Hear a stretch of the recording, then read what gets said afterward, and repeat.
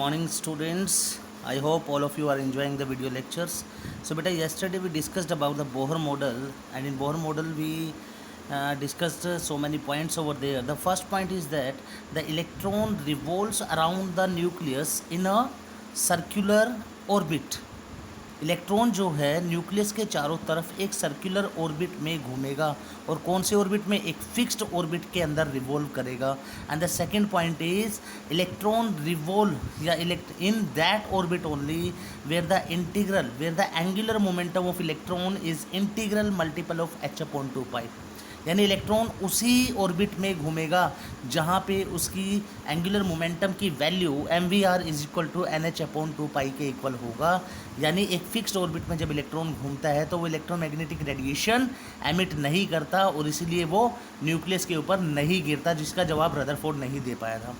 और तीसरा पॉइंट, जब इलेक्ट्रॉन एनर्जी एब्जॉर्ब करेगा और तो क्या करेगा? लो एनर्जी से हाई एनर्जी में जाएगा और एब्जॉर्प्शन स्पेक्ट्रा बनेगा.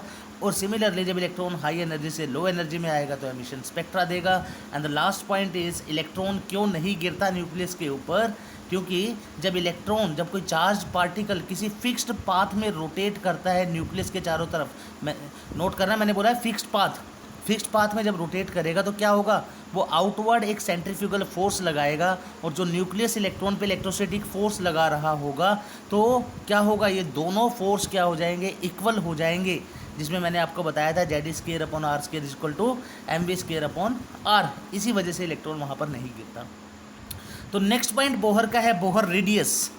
और एक बात और आपको याद रखनी है कि बोहर जो मॉडल है वो एप्लीकेबल है सिंगल इलेक्ट्रॉन सिस्टम के लिए. यही बोहर की कमी बनी थी बाद में जाके, डीमेरिट. जब बोहर मॉडल की पढ़ेंगे तो सबसे पहली डीमेरिट यही थी कि बोहर का मॉडल जो है सिंगल इलेक्ट्रॉन सिस्टम के लिए एप्लीकेबल है. But what happen when the multi electron system come into the existence. तो हम सिंगल इलेक्ट्रॉन सिस्टम की बात कर रहे हैं. तो बोहर ने बोहर रेडियस जब निकाली हाइड्रोजन एटम के लिए तो क्या होगा? अकॉर्डिंग टू बोहर थ्योरी हम जानते हैं कि जो एंगुलर मोमेंटम है वो nh/2π के इक्वल होता है बेटा. तो यहाँ से हम लोग क्या करेंगे? वेलोसिटी निकाल लेंगे, जो किसके इक्वल आ जाएगा? nh/2πmr. mr इसके नीचे आ गया. अब हम लोग जानते हैं कि electrostatic force of attraction is equal to centrifugal force of attraction, Bohr model में ही. ठीक है ना, याद करो अपना फिफ्थ पॉइंट. यहाँ पे मैंने के लगाया हुआ है किसके आगे? इलेक्ट्रोस्टैटिक फोर्स ऑफ अट्रैक्शन के आगे. तो कई बुक में आपको बेटा ये के नहीं लगा मिलेगा, यहाँ पे सिंपल Z²/R² लिखा मिलेगा. कुछ बुक्स में के लगा मिलेगा. के is nothing just the constant.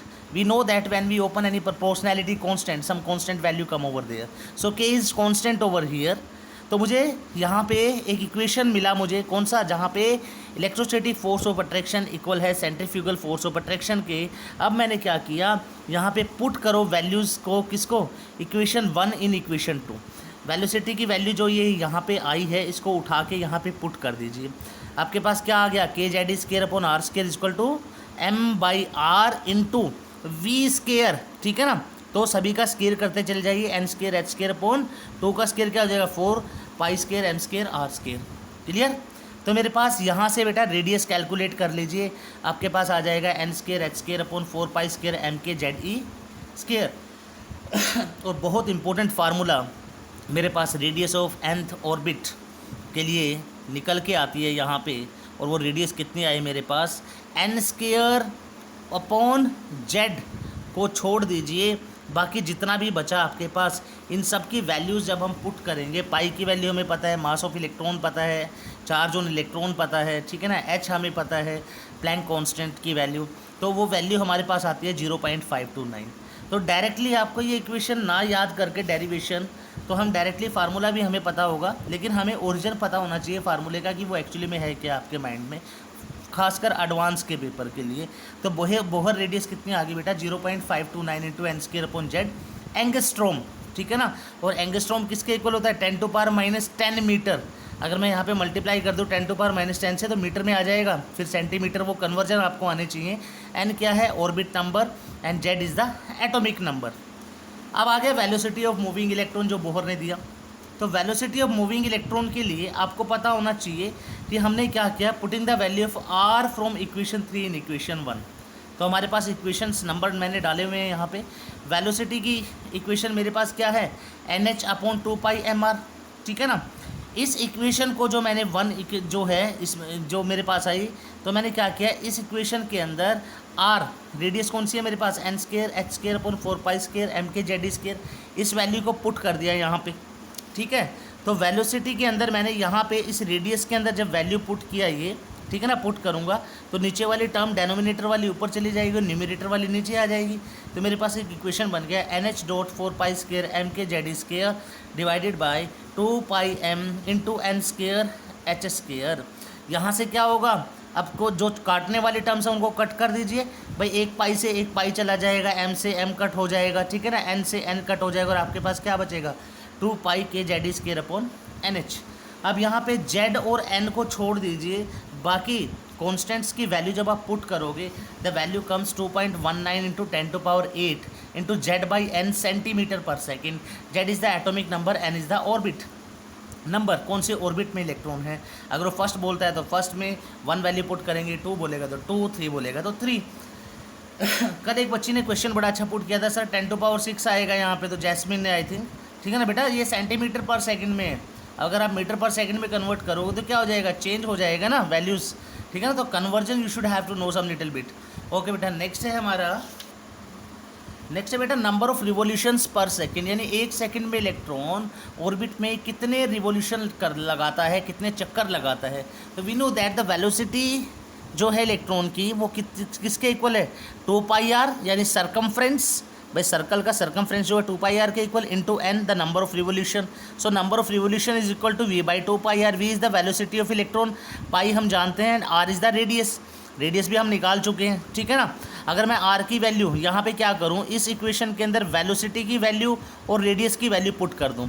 Velocity अभी पीछे हमने कैलकुलेट किया था 2 pi K Z square upon N H, और आर की value N square H square upon 4 pi square M K Z square. तो यहाँ पे पुट कर दिया मैंने वी और आर की वैल्यू को, ठीक है ना। अब जो भी चीज़ टर्म्स कटती हैं यहाँ पे उनको काट दीजिए और आपके पास number of revolution per second, 1 second में कितने रिवोल्यूशन लगा सकता है इलेक्ट्रॉन, ठीक है ना, तो वो मेरे पास आ जाएगा 4 pi square K square Z square E4m upon N cube H cube. तो यहाँ से डायरेक्टली फार्मूले भी आप लोगों से पूछ लिए जाते हैं, ठीक है ना, ये बड़े अच्छे से आपको याद होने चाहिए सभी की सभी टर्म्स। उसके बाद है बेटा energy of the moving electron. जब इलेक्ट्रॉन मूव करता है ऑर्बिट के अंदर तो उसकी एनर्जी कितनी होगी। तो मैंने कुछ इंपॉर्टेंट पॉइंट्स आप लोगों को बताए थे कल जो हमें याद होने चाहिए यहाँ पे, कि इन्फिनिटी पे एनर्जी हम क्या लेते हैं, 0। तो जैसे जैसे इलेक्ट्रॉन न्यूक्लियस की तरफ मूव करता है तो उसकी एनर्जी क्या होती जाती है, नेगेटिव, ठीक है ना। तो पोटेंशियल एनर्जी और काइनेटिक एनर्जी का कुछ बेसिक्स हम लोगों ने किया था। तो नेक्स्ट है बेटा एनर्जी ऑफ मूविंग इलेक्ट्रॉन्स। तो जो एनर्जी होती है ऑर्बिट के अंदर जब इलेक्ट्रॉन घूमता है तो जो एनर्जी 2 तरह से होती है, मैंने कल आपको बताया था, एक काइनेटिक एनर्जी, एक potential energy. Kinetic energy velocity of electron की वजह से होती है, और जो पोटेंशियल एनर्जी होती है वो इलेक्ट्रोस्टैटिक फोर्स ऑफ अट्रैक्शन की वजह से होती है। और जब हम इलेक्ट्रॉन को इन्फिनिटी से न्यूक्लियस की तरफ लेके आते हैं, ठीक है ना, तो एनर्जी क्या होती जाती है, नेगेटिव, यानी जो पोटेंशियल एनर्जी हमारी वो नेगेटिव होती है, कितनी, -k Z square upon R. तो जब मुझे पोटेंशियल एनर्जी पता है और काइनेटिक एनर्जी क्या होता है, हाफ mv स्केयर, ठीक है ना। एंड वी नो दैट कि electrostatic force of attraction is equal to centrifugal force of attraction. तो इलेक्ट्रोस्टैटिक फोर्स ऑफ अट्रैक्शन कितना है, K Z square upon R square is equal to centrifugal force कितना है, mv square upon R. तो मैंने यहाँ से v स्केयर निकाल लिया, जो मेरे पास आ गया K Z square R upon R square into M, ठीक है ना। तो यहाँ से अगर मैं कट करूँगा तो v स्केयर मेरे पास एक फार्मूला ये आ जाएगा। Otherwise what we can do, this one is as it is v square, the value of v square put it over here in the kinetic energy। तो जैसे मैंने हाफ m और v square की value यहाँ से put की तो मेरे पास एक इक्वेशन बन गया, kinetic energy equal to half m into K Z square upon R square into R by M. M से एम कैंसिल हो गया, आर से आर, तो मेरे पास क्या बचा, के जेड स्केयर अपॉन 2r होती है इलेक्ट्रॉन की ऑर्बिट में, वो किसके इक्वल होती है, kinetic energy plus potential energy. Kinetic energy उसकी मूवमेंट की वजह से, वेलोसिटी ऑफ इलेक्ट्रॉन की वजह से, potential energy electrostatic force of attraction की वजह से। तो दोनों को जोड़ दीजिए, काइनेटिक एनर्जी कितना है, K Z square upon 2r, potential energy कितना है, -k Z square upon r। अब 1 में से हाफ गया, कितना बचा आपके, -k Z square upon 2r, ठीक है ना, हाफ ही बच गया ना, माइनस हाफ बच गया। यानी हमने क्या देखा, पोटेंशियल एनर्जी जो है इलेक्ट्रॉन की वो क्या होती है, नेगेटिव होती है, और काइनेटिक एनर्जी क्या होती है, पॉजिटिव होती है, और जो टोटल एनर्जी है वो क्या आती है हमारे पास, नेगेटिव आती है। अब इस आर की वैल्यू अगर मैं यहाँ पे पुट कर दूँ, R we know that N square H square upon 4 pi square M K Z square, इसको उठा के यहाँ अगर पुट करोगे आप तो एक नई इक्वेशन आपके पास बन जाएगी, जिसके लिए जो हमारे पास एनर्जी आएगी इलेक्ट्रॉन की nth ऑर्बिट के अंदर, that is -2 pi square me4k Z square upon N square into H square. तो याद रखने की बात यह है, इन्फिनिटी पे इलेक्ट्रॉन की एनर्जी जीरो, जैसे जैसे पास लेके आओगे न्यूक्लियस की एनर्जी नेगेटिव होती जाएगी। Potential energy electrostatic force of attraction की वजह से होती है जो नेगेटिव होती है। काइनेटिक एनर्जी हमेशा पॉजिटिव होती है, और जो टोटल एनर्जी होगी वो क्या होगी, नेगेटिव होगी। भाई एनर्जी नेगेटिव है इलेक्ट्रॉन की, तभी तो वो टाइटली बाउंड है इलेक्ट्रॉन न्यूक्लियस के साथ, ठीक है ना। इसलिए उसको निकालने के लिए हमें क्या करना पड़ेगा, वर्क डन करना पड़ेगा। तो ये भी मैंने कल बताया था कि जो पोटेंशियल एनर्जी है वो किसके इक्वल होती है, 2 इंटू एनर्जी के, ठीक है ना, काइनेटिक एनर्जी के। तो जस्ट फार्मूला पुटअप कर दीजिए यहाँ पे ई का, तो आपके पास पोटेंशियल एनर्जी आ जाएगी, ठीक है ना। डायरेक्टली बस जस्ट इक्वेशंस आपको पता होनी चाहिए कि किस तरह से हमें कैलकुलेट करना है इनको। उसी तरह से काइनेटिक एनर्जी में आपको ये भी पता होना चाहिए जी, जो काइनेटिक एनर्जी है माइनस ई के इक्वल है, तो काइनेटिक एनर्जी इसको तो माइनस इंटू ई का फार्मूला पुट कीजिए यहाँ पे, तो काइनेटिक एनर्जी मेरे पास क्या आ जाएगी, पॉजिटिव फॉर्म में आ जाएगी। और यही मैंने बताया कि काइनेटिक एनर्जी पॉजिटिव होती है और पोटेंशियल एनर्जी नेगेटिव होती है। अब अगर आपसे पूछा जाए कि एन ऑर्बिट में एनर्जी कितनी होगी इलेक्ट्रॉन की, ये तीनों फार्मूले बहुत ज़्यादा इंपॉर्टेंट है, जहाँ से क्वेश्चंस बहुत ज़्यादा आए हुए हैं आपके नीट के अंदर, जेई के अंदर, ठीक है ना, वेरी वेरी इंपॉर्टेंट।